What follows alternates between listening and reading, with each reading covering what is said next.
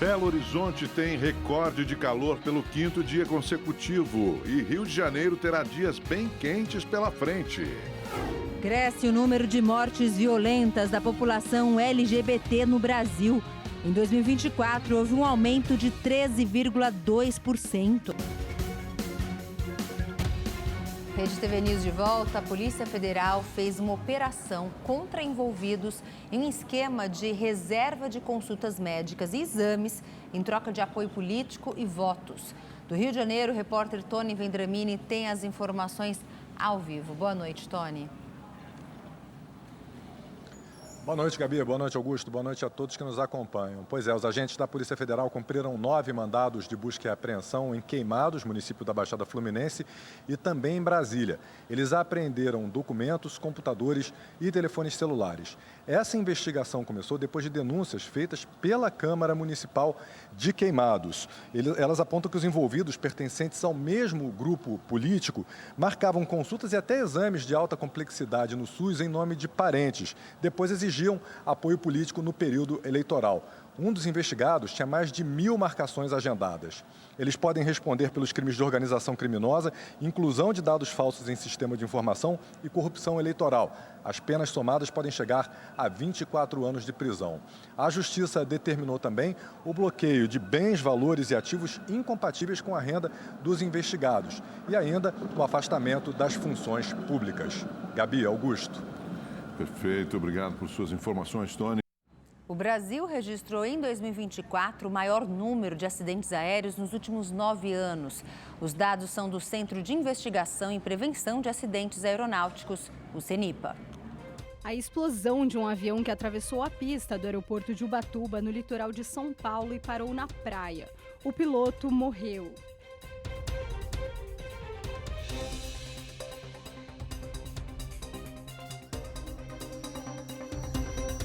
Os destroços de um helicóptero que caiu com 4 pessoas em Caieiras, na Grande São Paulo. O piloto e uma criança sobreviveram. Os pais dela morreram. Os estragos provocados pela queda de um avião de pequeno porte no centro da cidade de Gramado, na Serra Gaúcha. 10 pessoas da família não resistiram. Esses acidentes aconteceram entre dezembro e janeiro deste ano. Às vezes eu vejo cargas exaustivas de trabalho de empresas ou de pessoas que possuem o avião, mas têm que contratar um piloto. E hoje no Brasil, você sabe que o emprego é uma coisa difícil. Então, o que acontece? Por medo de talvez ser mandado embora, ou até a aplicação de uma sanção disciplinar, digamos assim, né? Esse piloto, ele pilota mais do que aquilo que é recomendado. Em 2024, 175 acidentes aéreos foram registrados no país. 153 pessoas morreram. Esse é o pior cenário desde 2015. Segundo o Centro de Investigação e Prevenção de Acidentes Aeronáuticos, o CENIPA, o estado de São Paulo teve o maior número de ocorrências, seguido do Rio Grande do Sul e Minas Gerais. A queda do avião da Voipaz em agosto do ano passado na cidade de Vinhedo, no interior paulista, foi o mais letal do Brasil em 2024, matando 62 pessoas. O erro humano é de longe a causa mais prevalente de acidentes, que deve ser o principal motivo de tantos acidentes aeronáuticos. Seria uma tomada de decisão que não estaria ali bem adequada, né? Uma falha de comunicação de tripulação, uma falha de comunicação do CTA, que é o controle de tráfego aéreo. E quando nós vamos para a situação também da parte mecânica, né? No que se refere à parte mecânica, pode ser inclusive um equívoco, ou um lapso de julgamento da equipe mecânica.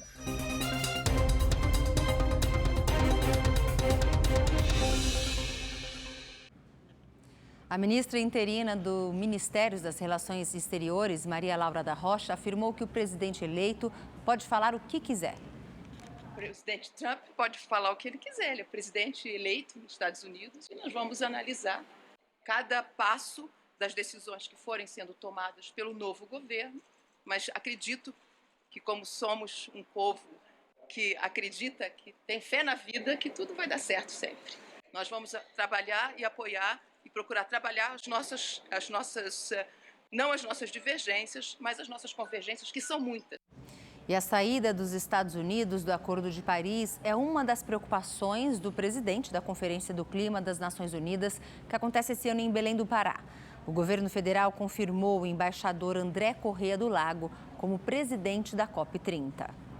O anúncio foi feito após uma reunião no Palácio do Planalto entre o presidente Lula e os ministros da Casa Civil, Rui Costa, e do Meio Ambiente e Mudança do Clima, Marina Silva. Escolhido para presidir a COP30 em novembro, André Corrêa tem mais de 40 anos na diplomacia, atuando como embaixador no Japão, na Índia e no Butão. Também acumula experiência como negociador do Brasil durante as 2 últimas conferências da ONU sobre mudanças climáticas. Desde 2023, atua como secretário de Clima, Energia e Meio Ambiente do Ministério das Relações Exteriores. O embaixador é conhecido pelo extenso trabalho relacionado ao desenvolvimento sustentável. A atual secretária nacional de Mudança do Clima do Ministério do Meio Ambiente, Ana Toni, assume o cargo de diretora executiva da conferência. O novo presidente da COP30 comentou a decisão de Donald Trump de retirar os Estados Unidos do Acordo Climático de Paris e afirmou que a medida vai impactar a realização da conferência no Brasil. Estamos todos ainda analisando as decisões do presidente Trump, mas não há a menor dúvida que terá um impacto significativo na preparação da COP e na maneira como nós vamos ter que lidar com o fato de que um país tão importante está se desligando desse processo. Minas Gerais está quente. Belo Horizonte registrou hoje o dia mais quente do ano, 34,4 graus. Nas ruas, muita gente tentou se refrescar como pôde. Além de muita água, o sorvete foi um dos queridinhos na hora de driblar o calorão na capital mineira. Roupas leves para ajudar a enfrentar as altas temperaturas e até o tradicional leque entraram em cena para amenizar as altas temperaturas. Temperaturas chegaram hoje a 40,4 graus no Rio de Janeiro, um verãozão que combina com os cariocas, mas que maltrata quem precisa seguir a rotina longe da praia. Terça-feira de praias cheias no Rio de Janeiro. Não é à toa, tá difícil suportar o calorão longe daqui. Já é o 3º dia consecutivo que a gente tá com esse sol intenso. Difícil de ficar em casa. Não aguento, gente. Pelo amor de Deus, tem 2 sol para cada ser humano. As altas temperaturas nos termômetros passam longe do que as pessoas estão de fato sentindo. Os 47 graus, 48, tá pegando firme, tá dando moco o sol hoje. Eu chutaria 45, 46, sensação térmica. Rio, 40 graus para cima.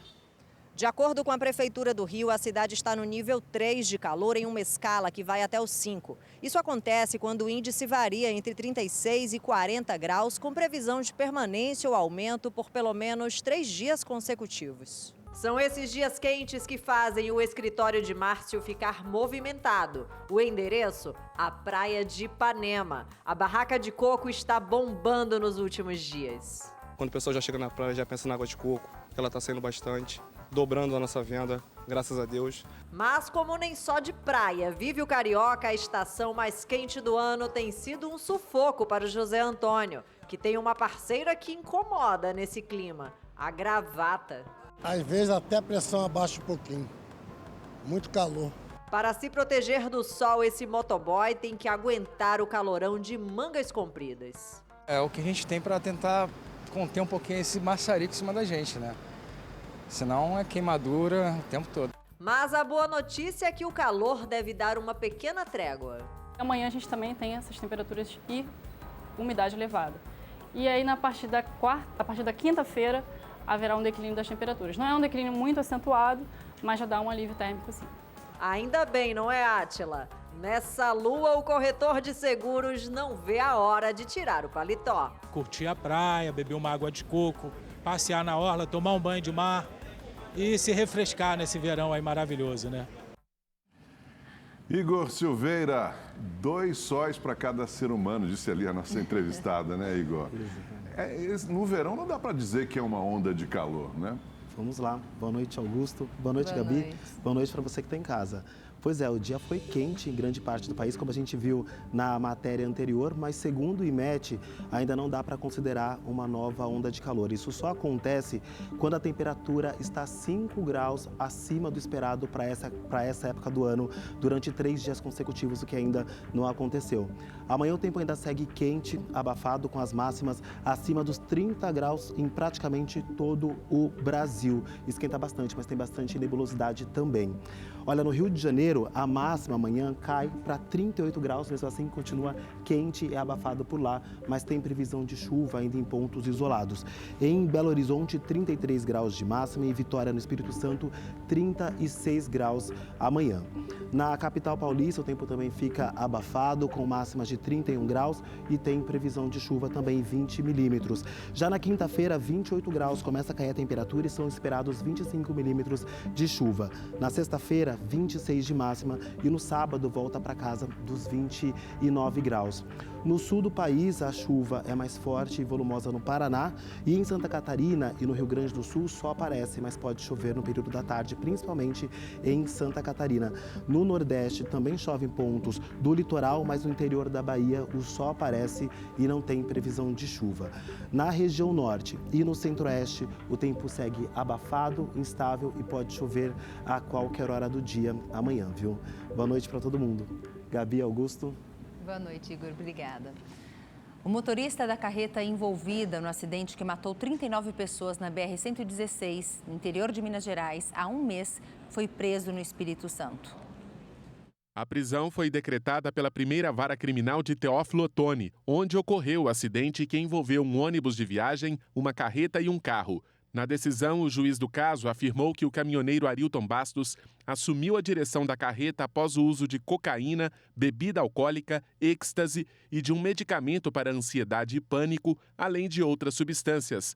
Arilton foi preso hoje no Espírito Santo. Um trabalho da nossa Polícia Civil que fez uso da mais alta tecnologia para provar que esse motorista estava numa situação totalmente irregular. A perícia comprovou que a carreta estava em alta velocidade e com cerca de 100 toneladas de granito acima do permitido. Acabou, por provocar, em razão desse excesso de velocidade, esse desprendimento do bloco de granito, colidindo com o ônibus e vitimando 39 pessoas às vésperas do Natal. O acidente ocorreu na madrugada de 21 de dezembro. As 39 pessoas que estavam no coletivo morreram. Em nota, a defesa de Arilton Bastos disse que vai tomar todas as providências jurídicas cabíveis para assegurar o devido processo legal, direito de defesa e a restauração da liberdade. Em São Paulo, um motorista em alta velocidade atropelou uma pessoa em situação de rua e bateu em seguida em uma moto. O acidente aconteceu na zona sul da cidade. O motociclista foi arrastado pelo carro por cerca de 50 metros. Ele não resistiu aos ferimentos. Com o impacto, a traseira da moto ficou destruída. O pedestre foi levado ao hospital e não há informações sobre seu estado de saúde. O motorista ainda não foi identificado. O número de mortes violentas da população LGBT no Brasil cresceu 13,2% em 2024. Os dados são levantados pelo Grupo Gay da Bahia mantêm o país como um dos mais violentos para a comunidade no mundo. A morte da travesti Laura Vermont em 2015 confirma a estatística preocupante. Ela foi agredida por 5 homens com socos, chutes e pauladas após uma discussão na rua. Na época, a jovem tinha 18 anos. Dá para ver na filmagem, os caras mexeu com ela. Ela, obviamente, eles devem ter xingado alguma coisa assim, ela retrucou. Nisso que ela retrucou, os caras vieram atrás dela, os 5 caras vieram atrás dela com um caibro de ferro. Aí ela correu e entrou na padaria. Nisso que ela entrou na padaria, por ela ser trans, o pessoal colocou ela para fora da padaria. Aí, na hora que colocaram ela para fora da padaria, os caras começaram a bater muito nela, espancar ela. Isso, na real, é homofobia, né? Dados divulgados pelo Grupo Gay da Bahia mostram que em 2024, 291 pessoas da comunidade LGBT foram vítimas de mortes violentas. Número que representa um aumento de mais de 13% na comparação com 2023, quando foram registradas 257 mortes por homicídios e suicídios. Primeiro ponto para acabar com a homofobia, os crimes letais contra LGBT no Brasil. Educação sexual científica em todos os níveis escolares. Segundo, que as leis que já foram aprovadas, equiparando a homofobia ao racismo, têm que ser rigidamente aplicadas e os criminosos têm que ser julgados com severidade. O levantamento ainda mostrou que o estado de São Paulo lidera o ranking de mortes com 53 casos, seguido pela Bahia e Mato Grosso. Entre as capitais, Salvador aparece como a cidade mais violenta, com 14 óbitos, à frente de São Paulo, com 13, e de Belo Horizonte e Maceió, ambas com 7 mortes. E acho que isso se deve a um recrudescimento do discurso de ódio, né, que tem sido cada vez mais presente no Brasil, e isso, obviamente, se reflete na população com o aumento da violência de pessoas LGBT+. Vale a pena a gente dizer que não só pessoas LGBT+, mas pessoas heterossexuais também, confundidas com LGBT+, ou que foram tentar apaziguar manifestações de violência contra pessoas LGBT. Então é muito assustador o que está acontecendo, o que continua acontecendo no Brasil. Lembrança de dor, né? É de dor. De ver tanto que luta, a gente ama tanto para chegar e acabar assim com uma família da noite para o dia. Foi questão de minutos, sabe? E a vida acaba totalmente. Uma mulher trans foi agredida por um homem com golpes de facão em um posto de combustíveis no Espírito Santo. Tainara Moreira, de 29 anos, foi retirada do carro e jogada no chão enquanto era agredida pelo cliente dela. Segundo a vítima, que é garota de programa, ele não quis pagar pelos serviços. Após esfaqueá-la, ele entrou no carro e fugiu. Tainara foi socorrida por funcionários do posto com ferimentos graves. A Polícia Civil investiga o caso. O presidente Lula se reuniu no fim da tarde de hoje com o ministro da Fazenda, Fernando Haddad. Vamos então a Brasília conversar com o repórter Igor Damasceno, que traz todas as informações para a gente. Você conseguiu apurar essa pauta, Igor? Conta para a gente.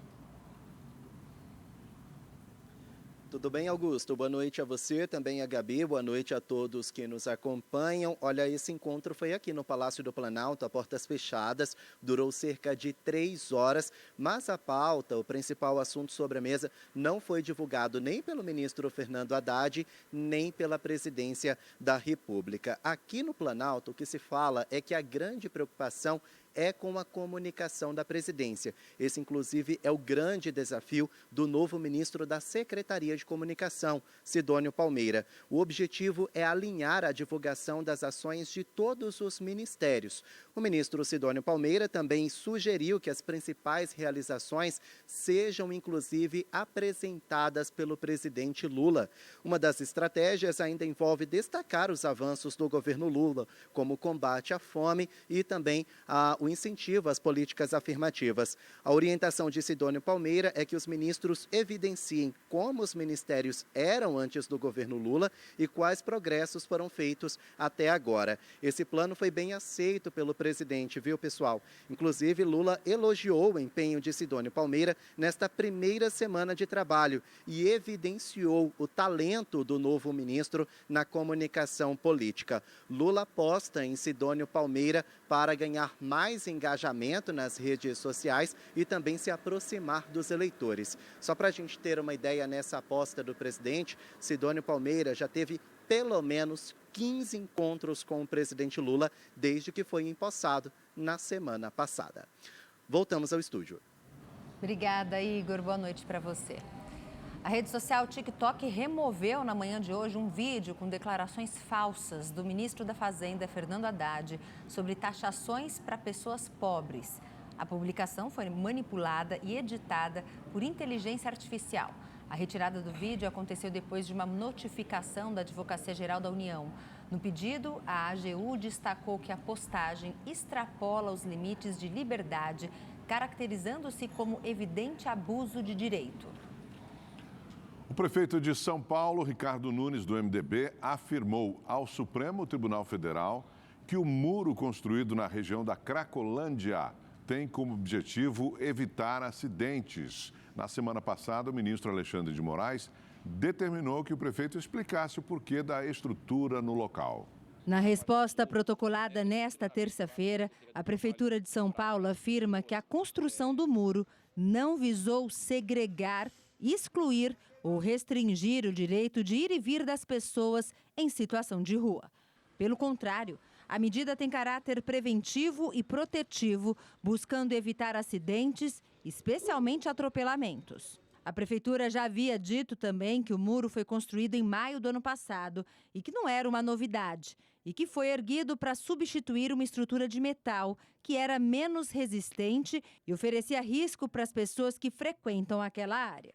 Esse muro foi em maio do ano passado, né? Então, primeiro que demonstra que as pessoas que estão hoje fazendo essa ação, elas não vão lá há quase um ano, porque só falaram agora e a gente está lá todo dia, né? Então, que ele nos dê apoio a nós, que estamos lá todos os dias, trabalhando, diminuindo o número de dependentes, ofertando a eles a possibilidade de tratamento.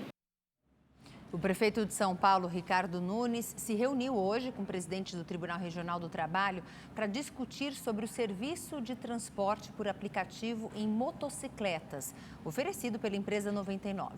Desde o último dia 14, o município tenta suspender esse tipo de serviço. Ao vivo, o repórter David Diogo tem as informações para a gente. Boa noite, David. Boa noite, Gabi, Augusto, boa noite a todos. Pois é, Gabi, o foco dessa reunião que aconteceu aqui na sede da Prefeitura de São Paulo foi sobre a segurança do serviço aos usuários. O prefeito Ricardo Nunes apresentou ao presidente do TRT, o Tribunal Regional do Trabalho, o desembargador Valdir Floriano, números de acidentes e mortes ocasionadas por esse tipo de transporte, além de pessoas que aguardam ali na fila por uma cirurgia ortopédica na rede de saúde do município.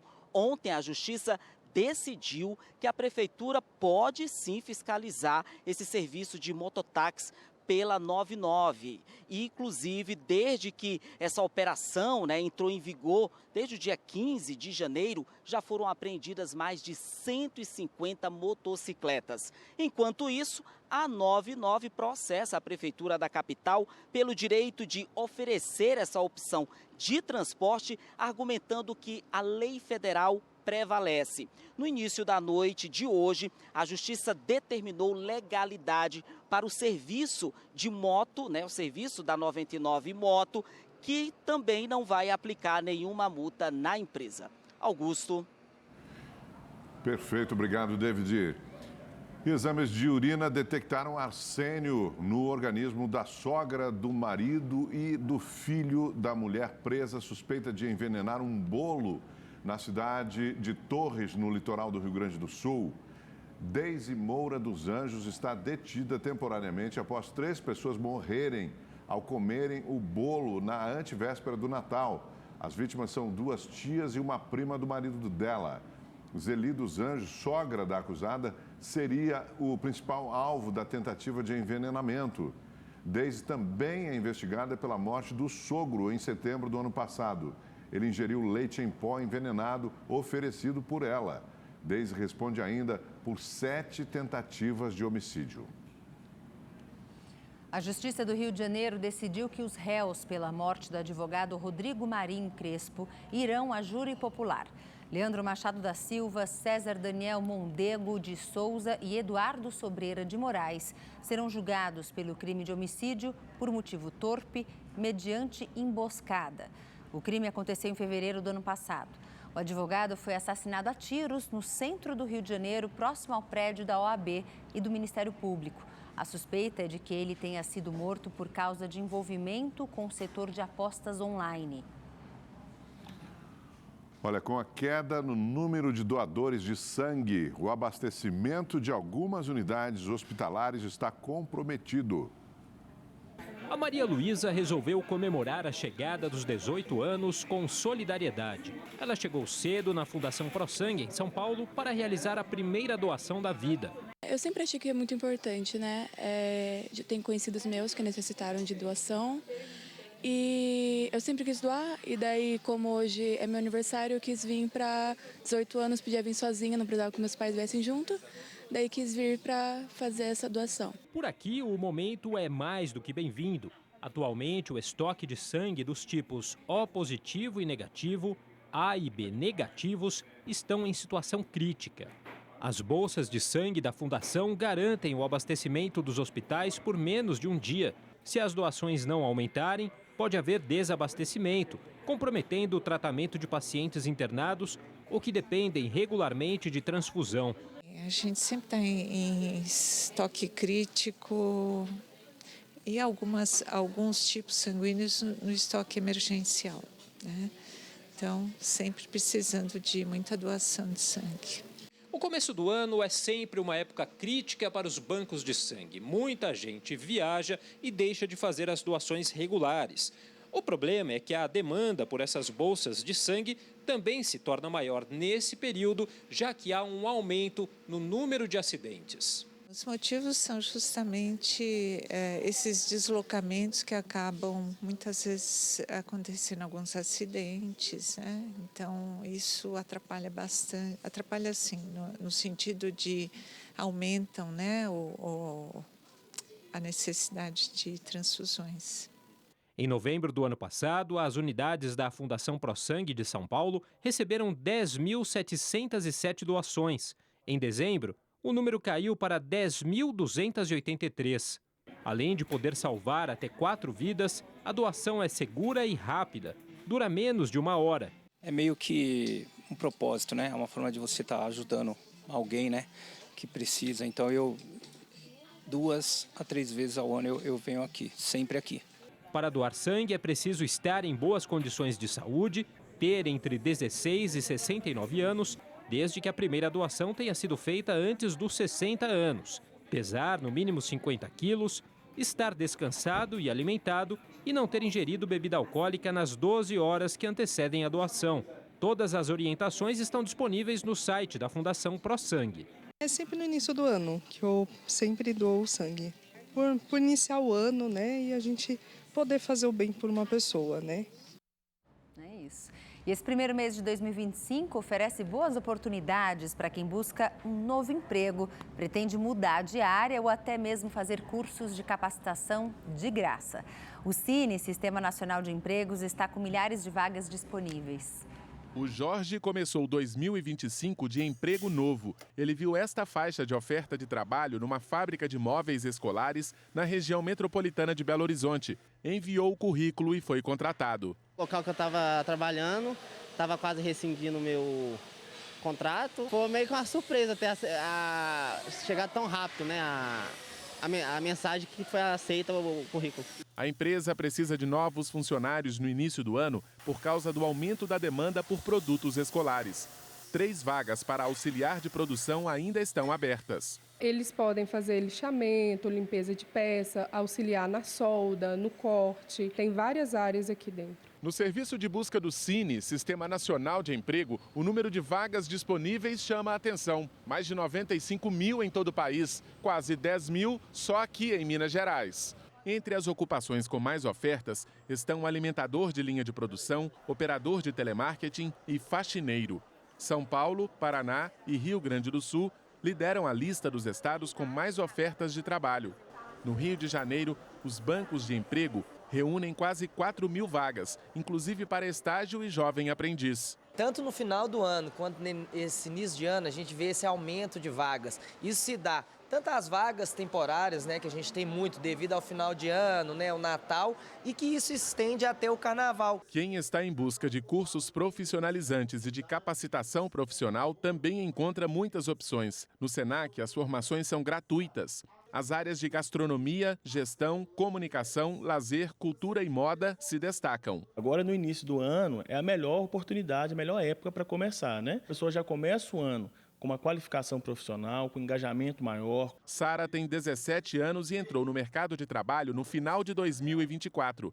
Para melhorar o currículo, ela decidiu fazer um curso de especialização em planilhas eletrônicas. A expectativa é sair daqui com o máximo de aprendizado que eu puder, poder levar isso para a empresa e poder melhorar, né? Quem sabe conseguir uma vaga melhor e crescer dentro do mercado de trabalho.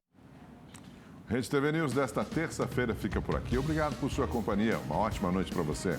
Boa noite e até a próxima. Tchau, tchau.